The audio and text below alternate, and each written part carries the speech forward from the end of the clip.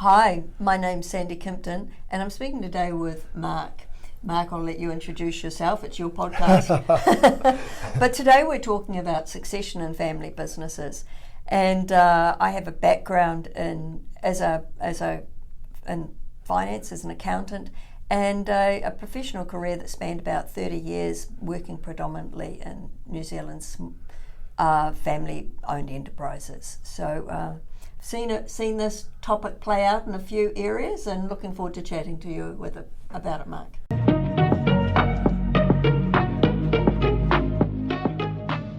Hi, welcome to Governance Bites. My name is Mark Banicevich, and as you just heard, again, I have the pleasure of spending time with Sandy Kimpton. Sandy, thank you very much for your time. We're talking today about succession and family businesses. You've got a lot of experience in this area, although you've also spent a lot of time in the corporate world as well, particularly in motor vehicles. You mentioned earlier. Was it Hyundai you worked for? Yes, but that actually is a family-owned business. JV Right. between two successful New Zealand families. Right, the New Zealand operation. Yes. Okay.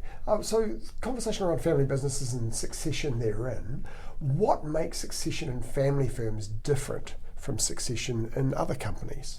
Expectations. Mm-hmm. And there is often an expectation that this needs to be headed by a family member, or that it is a space for the family members to come and have a career, which may or may not be relevant or appropriate. So you've got the challenge of finding the right person for the role, or breeding the right person for the role and training them up into it. Correct. Right. Correct. When should families then start thinking about succession? Well, I know that this conversation is specifically around the family business, or around the business. I've always gone into a role as a professional assuming that I should be looking for my 2IC the day I start. Because once you have, you always want to be constantly curious and learning and developing and growing. And so you should be doing that in your role as well. And for you to think that the best of the business, if I'm going to go on and do the next thing that challenges and grows me, then who should be filling my seat? Mm-hmm. So I would say for a family business that it should always be part of the overall governance of thinking about the businesses. Who are going to be the next people in the right roles for this? The challenge with a family business, I would see relative to a non-family business, is the generational gaps. So if you've got somebody who's leading the business now who may be the matriarch or patriarch, and they're looking to step away from the business, the person in the next generation might be 15, 20 years behind. How do you bridge that gap then? And so how early do you have to start grooming that next generation to be ready when they may be? Well, see, there's I have a couple of different views than on that, Mark. One is that that assumes that family member even wants to be in the business. Yes. And I have a view that for a family enterprise to really be working well, you want every individual to be happily thriving in their own right. None left behind, and the enterprise as a whole flourishing. And this might not be appropriate to say on your YouTube, but I think sometimes it's a little arrogant of us to say, well, I expect my great-grandchild to be as super excited about this as I am. Making paper clips, for example. Yes. Yeah, the world in 10, 20, 30 years is going to look very different. They've grown up in a different environment. The pressures, the demands, what is exciting now versus what is exciting. Now, there's aspects and there's ways and there's spin-offs and there's all those things that may be absolutely the case, but I don't think the start point is an expectation. And so that's that piece around that I think it's, you're always thinking of who is the next right person for leading this organisation relative to its business life cycle. And it seems to me then, based on what you're saying, that while you may want it to be somebody within the family, you should always be prepared that maybe it isn't. Correct. And maybe, it comes back to intentionality, something I know we've talked about previously, is what do you really want from this business? And if it's about filling out your passion, great, enjoy that while it's yours. Mm. But that's very different to thinking about it as being one of the family assets. where you are the current caretakers or stewards of ensuring this does its best and contributes best into the family and continues to do its thing. And yeah. There's some interesting research, I think I heard on a podcast a year or so ago, around this was actually from the US and thinking a little bit more globally, around the success of businesses with intergenerational takeovers and how generally the businesses declined in performance. And one exception unusually was Japan, but digging into that a little bit further, they discovered that the new, in that case, patriarch taking over the family business was quite often adopted into the family. So that was a very sneaky way of overcoming that challenge, wasn't it? What are these? Well, even just, thinking a little bit more on those age gaps. I mean, you think of an ordinary business cycle. You have, startup, scaling, mature, and decline or reinvent. Yes. And so you need a different leader even in those organisations. And so you need to know who you are. If you're the entrepreneur, that's great. Is there anybody, when a business has reached a point of maturity, it's who's the right person to lead a mature business? Yes, yeah, absolutely, having the right skill sets. What are the essential elements of a robust succession plan then? It is understanding where the business is in that life cycle. Yes. It is understanding what are the right skill sets relative to the environment and the culture. Mm-hmm. I think it is. It's all those things. You're the best person for the right job. But I think critically within family businesses, it's also ensuring that you have embedded in guardrails that ensure that you keep what you value as a family still in place. So if I use some examples of that, you want to have if they're non-family members running that business, you want them to be operating with a layer of freedom and autonomy, otherwise you're not going to get great leaders. Yes. But they do need to know where the boundaries are. So a very simple example of that is you can make any decision up to this point, but these decisions are mine or the family's only. Right, okay. Do you tend to write your succession plans down? Do they tend to be written documents, or do they tend to be sitting in people's heads?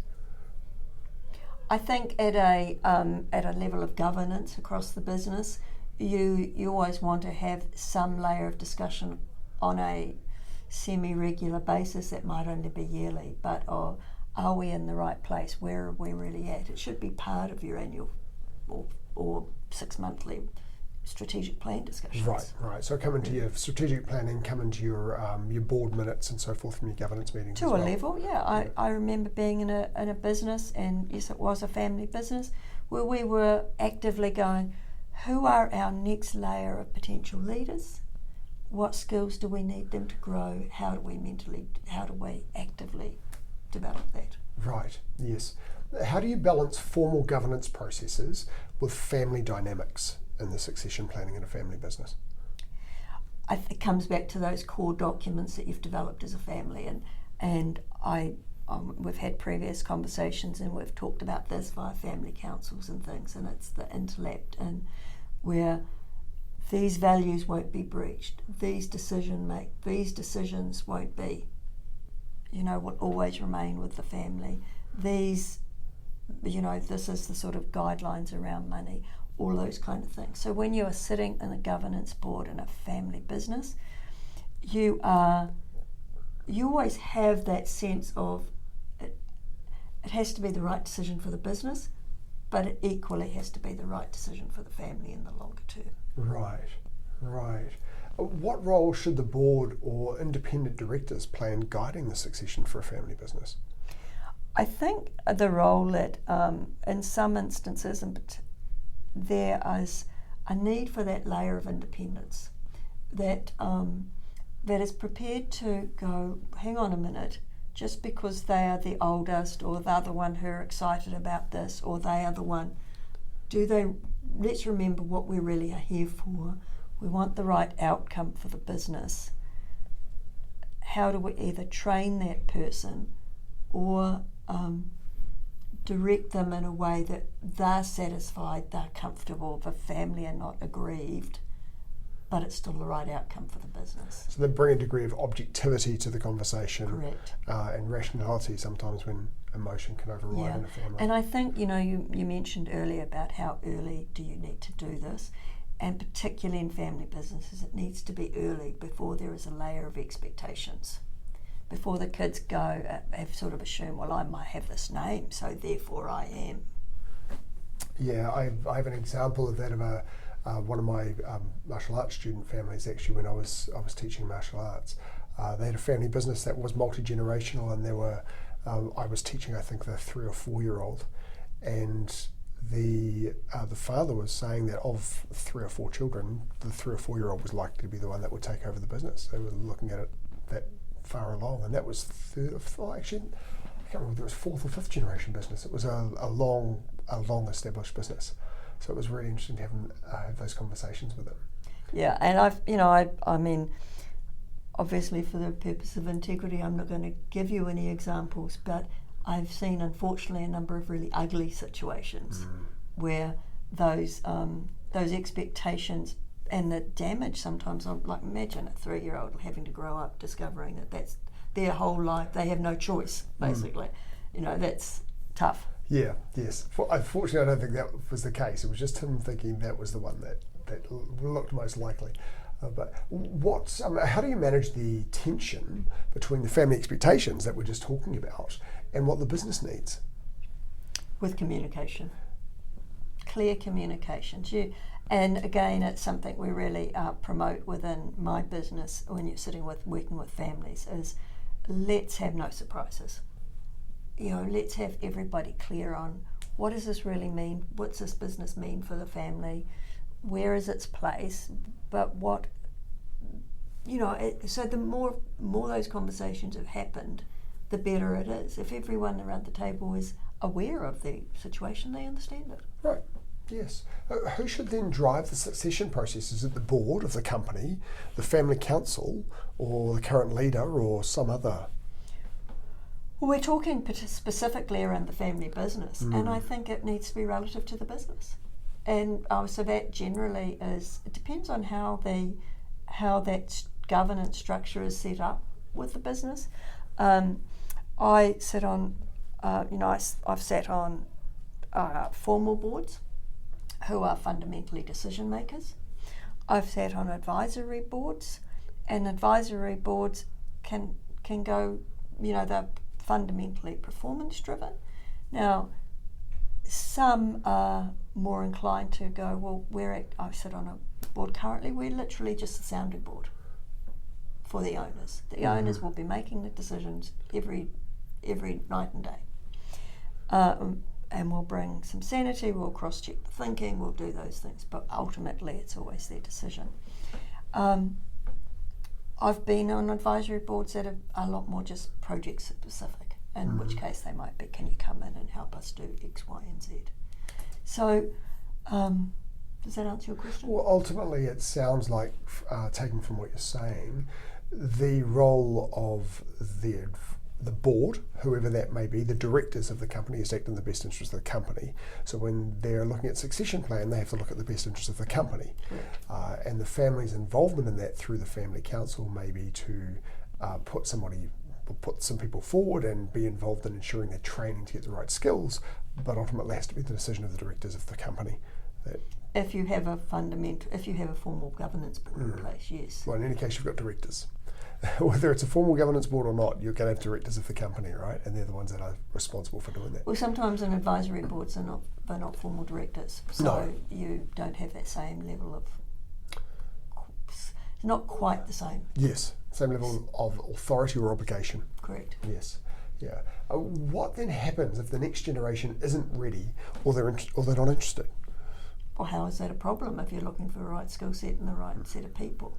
And also, if you have put those guide rails carefully curated, and we do a bit of work with, quite a lot of work in this space with families, with family businesses. I say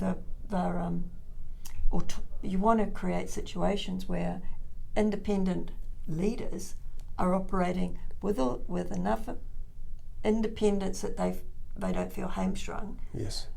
but within boundaries. So they have freedom within some very clear boundaries, and that way, but you know, then when another when their time is up, there might be time for the family member. Right, Can so even flow. you do, right, I was going to say, so you see examples there where you've got a family member that might be leading the business now, perhaps the original entrepreneur, the family successor isn't ready, they put somebody else in the interim who then potentially mentors the family member to take over when it's their time. Would you see that? Potentially, yeah, you could have that. You could equally see an entire generation that doesn't get excited or fit. I know a situation where but the great-grandkids love the business. Right. So, great. Yes. Okay. A more general question to finish us off then. What's the most common advice that you give to family businesses about succession? That the family business is not the family nursery. Short and succinct. Right. It says it all, right? It does. And don't destroy the family business because of not having those expectations in place up in front and in a way that everyone knows them before, you know. It's like, let's have this business doing the right thing for the family. Yes, by doing the right thing for the business. Correct. Right. Right, Sandy, again, thank you very much for your time. It's been a really interesting conversation. I'll look forward to seeing you again soon and to seeing you next episode. Thanks very much, Mark. Always fun talking to you. Thank you for watching this episode of Governance Bites. We have more episodes on YouTube and your favourite podcast channel, where I interview directors and experts on various topics relating to boards of directors and governance. We'd love to see you back, and please like, subscribe, and share the videos and podcasts.